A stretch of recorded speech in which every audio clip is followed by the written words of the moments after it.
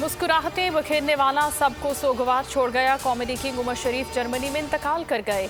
जसद खाकी मंगल तक कराची पहुंचने का इम्कान। सिंध हुकूमत ने ख्वाहिश के मुताबिक अब्दुल्ला शागाजी के मज़ार के हाथे में तदफीन की ख्वाहिश पूरी कर दी। मुल्क एक बड़े असासे से महरूम हो गया। सदर और वज़ीर आज़म का इजहार ताज़ियत। कहा, फ़न के शोबे में उमर शरीफ की खिदमत को हमेशा याद रखा जाएगा। मरियम नवाज, शहबाज शरीफ और बिलावल भुट्टो समेत दीगर सियासी रहनुमाओं का रंजो गम का इजहार। लेजेंड फनाकार को खिराज अक़ीदत पेश किया। मज़ाक की दुनिया में अहदे उमर शरीफ का इख्तिताम। सरहद के दोनों जानिब सोगवारी। जॉनी लीवर, कपिल शर्मा, दलेर मेहदी समेत भारत के फनकार बरादरी गमज़दा। संगीता, गुलाम मोहिउद्दीन, एहसन खान और मीरा समेत पाकिस्तान भर में शोबिस से वाबस्ता हल्कों में सफ़े मातम। उमर शरीफ के इंतकाल पर क्रिकेट के मैदानों में भी उदासी छा गई। चेयरमैन पीसीबी रमीज राजा और क्रिकेटर सभी उदास। शाहिद आफरीदी ने उमर शरीफ के साथ तस्वीर शेयर की। शादाब खान, मोहम्मद हफीज और दीगर भी गमज़दा। अर्जेंटाइन और जर्मनी के सफ़ीरों के भी ताज़ियती ट्वीट्स। कहा, उमर शरीफ के इंतकाल से पैदा होने वाला खला कभी पूर्ण न किया जा सकेगा। वो आया और छा गया। उमर शरीफ ने 14 साल की उम्र में स्टेज पर कदम रखा और पहली ही एंट्री में तहलका मचा दिया। उमर शरीफ ने सिर्फ अदाकारी ही नहीं बल्कि बतौर मुसन्निफ और हिदायतकार भी कामयाबियों के झंडे गाड़े। किसी ने लेजेंड सुपरस्टार का नाम दिया तो किसी ने कॉमेडी किंग कहा।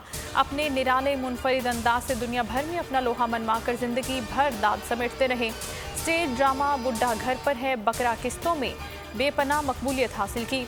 मारूफ फनकार को निगार अवार्ड और तमगा इम्तियाज समेत कई एजाज़ात से नवाजा गया। अमरीका को भी जल्द या बदेर तालिबान हुकूमत को तस्लीम करना होगा। हम तालिबान को तस्लीम करने के लिए पड़ोसी मुल्कों से राब्ते में हैं। वज़ीर आज़म इमरान खान का तुर्क टीवी को इंटरव्यू। कहा, कलअदम तहरीके तालिबान पाकिस्तान हथियार डाल दे तो मुआफ़ कर देंगे। बातचीत चल रही है। बाद ममालिक ने पाकिस्तान से दोहरा मयार अपना रखा है। अमरीका कुर्बानी का बकरा तलाश कर रहा है। अफगानिस्तान की सूरत हाल पर जो बाइडन को निशाना बनाना नाइंसाफ़ी है।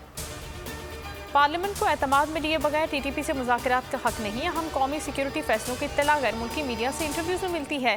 पार्लियामेंट को ताला लगाकर चाबी फेंक देनी चाहिए। सेनेटर रज़ा रबानी बरस पड़े। राना सनाउल्लाह का इमरान खान पर कलअदम टीटीपी को एनआरओ देने का इल्ज़ाम। आसिफ जरदारी और नवाज शरीफ ने मुल्क से खिलवाड़ किया। बिलावल और मरियम का तो खित्ते का कुछ पता ही नहीं है। क्या पाकिस्तान का मुस्तकबिल बच्चों के हवाले कर दें? फवाद चौधरी का जवाबी वार। बोले, कलअदम टीटीपी और पाकिस्तान से वफा करने वालों को कौमी धारे में लाएंगे।